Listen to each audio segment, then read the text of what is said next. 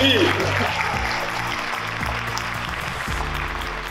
Bonsoir à tous. Février, ce sont les Jeux, c'est le Festival international des Jeux et c'est l'état de l'art qui se présente ici à Cannes avec un prix d'importance, le prix des As d'Or, et c'est une joie que de pouvoir initier cette 35e édition du Festival international des Jeux ce soir avec vous. Je vous souhaite un magnifique Festival des Jeux. Nous serons plus de 110 000. Il y aura des milliers de professionnels. Ce sont 37 000 m² qui seront réservés à ce festival. Nous languissions de pouvoir enfin le retrouver. Vous êtes là. Merci infiniment.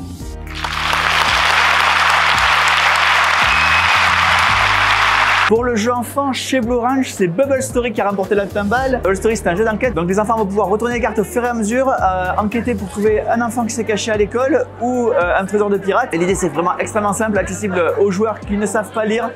Donc vraiment le jeu d'enquête pour les enfants, Bubble Stories, As d'Or jeu d'enfant. Chez les experts, c'est Dune Imperium qui a remporté le prix. Un jeu absolument phénoménal. Moi, c'est le jeu auquel j'ai le plus joué en 2021.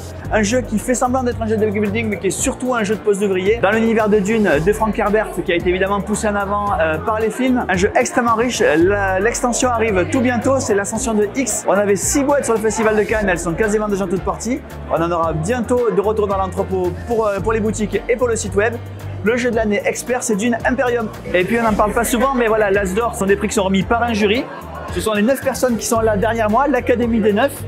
Ils ont fait leur choix, c'était extrêmement difficile parce qu'évidemment il y a plein de jeux, on a fait une autre vidéo d'ailleurs où on présentait plein de jeux qui n'avaient pas été choisis. Je suis sûr que eux les premiers regrettent de ne pas avoir pu choisir plus de jeux, mais c'est comme ça. Et la nouvelle catégorie, c'est la catégorie initiée qui permet de faire la différence entre vraiment le tout public qui sont des jeux vraiment accessibles à tous, même aux non-joueurs, un intermédiaire avec la catégorie expert où vraiment ce sont plutôt des plus gros jeux.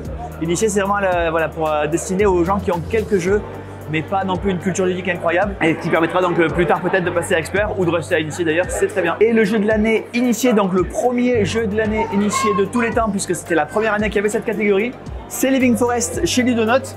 Living Forest, c'est un jeu extrêmement bien conçu parce qu'il y a plein de façons de remporter la partie, il y a plein de choses à faire.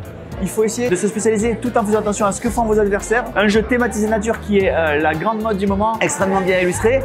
Au fond, c'est un stop ou encore puisque vous allez essayer de faire un maximum d'actions en retournant des animaux, en essayant de ne pas avoir les animaux qui vont mettre le feu à votre forêt. Un jeu extrêmement riche, c'est Living Forest. Et du coup, le grand vainqueur de l'As d'Or, c'est vraiment un jeu qui est accessible absolument à tous, offrable à des non-joueurs, des gens qui n'ont jamais joué de leur vie.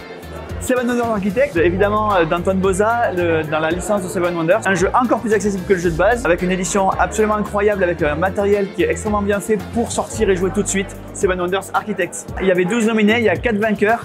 Et l'As d'Or 2022, c'est fini. On va commencer déjà à jouer pour les jeux de 2022 pour voir qui sera l'As d'Or 2023.